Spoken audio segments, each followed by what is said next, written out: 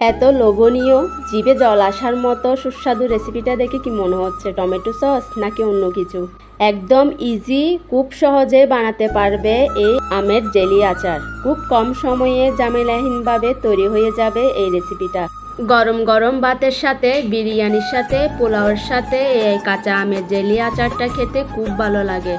তো আর দেরি কিসের? কাঁচা আম শেষ হয়ে যাওয়ার আগেই বানিয়ে ফেলুন কাঁচা আমের জেলি আচার।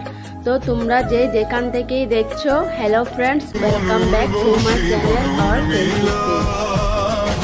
তো আমি এখানে 1.5 কিলো পরিমাণ কাঁচা আম ধুয়ে পরিষ্কার করে নিয়েছি। এখন খোসা ছাড়িয়ে ছোট ছোট করে কেটে টুকরো করে নিব। তোমরা এখানে পছন্দ মতো আমের পরিমাণ বাড়িয়ে নিতে পারো। আমি এখানে 1.5 কিলো নিয়েছি।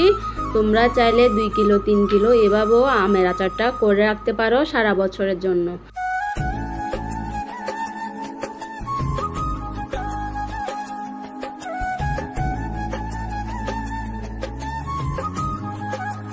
তো দেখো, আমি একে একে করে আমগুলো খোসা ছাড়িয়ে নিয়েছি। এখন টুকরো করে কেটে নেব। তোমরা তোমাদের পছন্দ মতো সাইজে কেটে নিবে। আমি এভাবে ছোট ছোট করে কেটে নিচ্ছি, এতে কম সময়ে তাড়াতাড়ি আমগুলো সিদ্ধ হয়ে যাবে। তোমরা চাইলে আস্ত আম সিদ্ধ করে খোসা ছাড়িয়ে নিতে পারো। আমি এভাবে খোসা ছাড়িয়ে ছোট করে টুকরো করে সিদ্ধ করে নিব, এতে তাড়াতাড়ি সিদ্ধ হয়ে যাবে আর আমের কাঠ বা আমের পিউরিগুলো খুব ঘন হবে।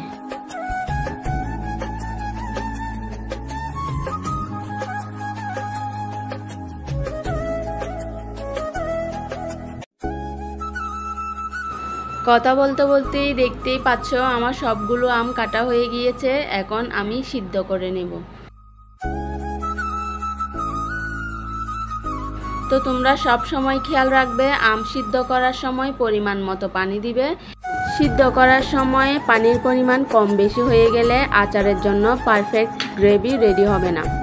আমি এখানে আমের সম পরিমাণ পানি দিয়েছি।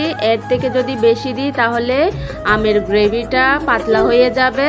তারপর দেখা যাবে পাতলা গ্রেভিটা শুকানোর জন্য অনেক টাইম লেগে যাবে। তাই সব সময় চেষ্টা করবে পরিমাণ মতো পানি দেওয়ার।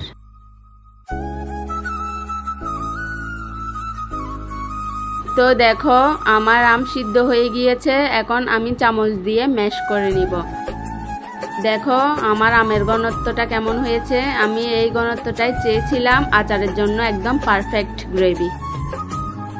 এখন আমি একটা স্টেনারের সাহায্যে চামচ দিয়ে আমের গ্রেভিটা আলাদা করে নিব।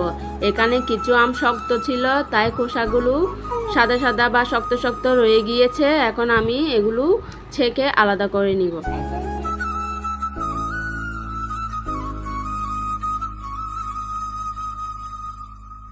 তোমরা চাইলে এই কাজটা হাত দিয়েও করতে পারো। স্টেনার দিয়ে করলে খুব ভালো হয়। আচারটা দেখতেও ভালো লাগবে এবং খেতেও ভালো লাগবে।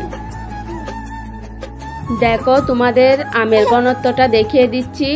ঠিক এইরকম ঘনত্বই লাগবে কাঁচা আমের জেলি আচারের জন্য। থিকনেসটা দেখে নাও একবার। বেশি পাতলাও না, আবার বেশি ঘনও না। এখন আচারের জন্য একটা ড্রাই রোস্ট মশলা রেডি করে নিব। এখানে শুকনো মরিচ নিয়েছি, গোটা জিরে নিয়েছি, গোটা ধনে নিয়েছি আর 5 ফোড়ন নিয়েছি। শুকনো আঁচে ভেজে নিব। দেখো, মরিচগুলো একটু কালার এনেছি, দেখতে ভালো লাগবে আর খেতেও ভালো লাগবে। তারপর হামানদিস্তা বা মিক্সিং জারে আধ ভাঙা করে নিব। এখন আচার বানানোর জন্য কড়াই বসিয়ে দিয়েছি আর দিয়েছি সরিষার তেল। কিছু রসুন থেতো করে দিয়েছি, এটার টেস্টটা ভালো আসবে। তোমরা চাইলে রসুনটা স্কিপ করতে পারো। রসুন হালকা ভেজে নিয়ে আমের পিউরি বা আমের গ্রেভিটা দিয়ে দিব।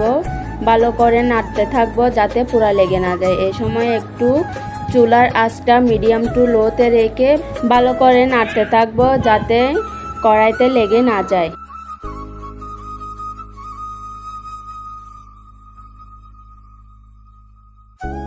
আমের পিউরি বা গ্রেভি আমি 2 মিনিটের মতো ফুটিয়ে নিয়েছি। এখন চিনি দিয়ে দিব। আমি এখানে টক বেশি দেখে 1 বাটির মতো চিনি দিয়ে দিয়েছি। তোমরা আমের টক দেখেই চিনির পরিমাণ বাড়িয়ে কমিয়ে নিতে পারো। আমার আম হালকা টক ছিল, এজন্য আমি 1 বাটি চিনি দিয়ে দিয়েছি। তোমরা চাইলে এখানে চিনির পরিবর্তে গুড় ব্যবহার করতে পারো। আমার হাতে গুড় ছিল না, এজন্য আমি চিনি দিয়ে করেছি। গুড় দিয়ে করলে আচারের কালারটা দেখতে খুব ভালো লাগে। এখন আমি পরিমাণ মতো লবণ দিয়ে দিব আর অনবরত নাড়তে থাকবে। গ্যাসের চুলা মিডিয়াম টু লোতে রাখবে, কারণ আমের পিউরি যতই ফুটে আসবে বা যতই ঘন হয়ে আসবে কড়াইতে লেগে যাওয়ার সম্ভাবনা বেশি থাকে। এতে পুরা গন্ধ লাগবে, খেতে ভালো লাগবে না। আচারের কালারটা সুন্দর আসার জন্য আমি এখানে কাশ্মীরি মরিচের গুঁড়া দিয়েছি। তোমরা চাইলে এখানে ফুড কালার ইউজ করতে পারো। আমি অর্গানিকভাবে আচার বানাচ্ছি, এজন্য কোনো ফুড কালার ব্যবহার করিনি, কাশ্মীরি মরিচের গুঁড়া দিয়েছি। তোমরা চাইলে আবার নর্মাল মরিচের গুঁড়াও দিতে পারো, এতে কালারটাও সুন্দর আসে। দেখতেই পাচ্ছ অলরেডি আমের কালার চেঞ্জ হয়ে এসেছে কাশ্মীরি মরিচের গুঁড়ার জন্য। সবগুলো ইনগ্রিডিয়েন্টস ভালো করে ফুটিয়ে নেওয়ার পরে আমি এখানে ড্রাই রোস্টেড মশলাগুলো দিয়ে দিব, মানে আচারের জন্য যে মশলাটা রেডি করে রেখেছিলাম ওগুলো দিয়ে দিব। অর্ধেকটা দিচ্ছি, বেশি দিচ্ছি না, কারণ আমের পিউরিটা সিদ্ধ হয়ে অর্ধেক পরিমাণে চলে এসেছে। আমার এই আমের জেলি আচারের রেসিপিটা যদি তোমাদের ভালো লেগে থাকে অবশ্যই লাইক কমেন্ট করবে আর বন্ধুদের সাথে শেয়ার করবে।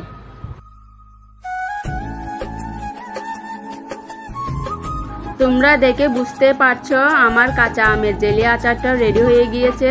একটু থিকনেসটা দেখিয়ে দিচ্ছি, ঠিক এইরকম থিকনেসটাই লাগবে জেলি আচারের জন্য।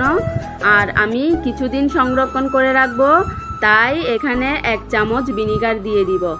6 মাস থেকে 1 বছর পর্যন্ত এই আচারটা আমি ফ্রিজে সংরক্ষণ করে রাখতে পারবো।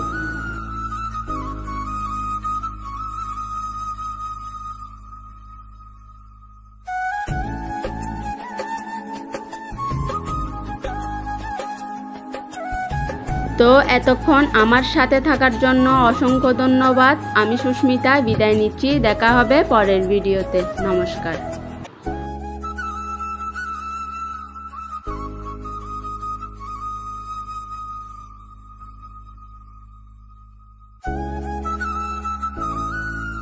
কাঁচা আমের জেলি আচারটা রেডি হয়ে গিয়েছে। এখন চুলার ফ্লেম অফ করে দিব। ঠান্ডা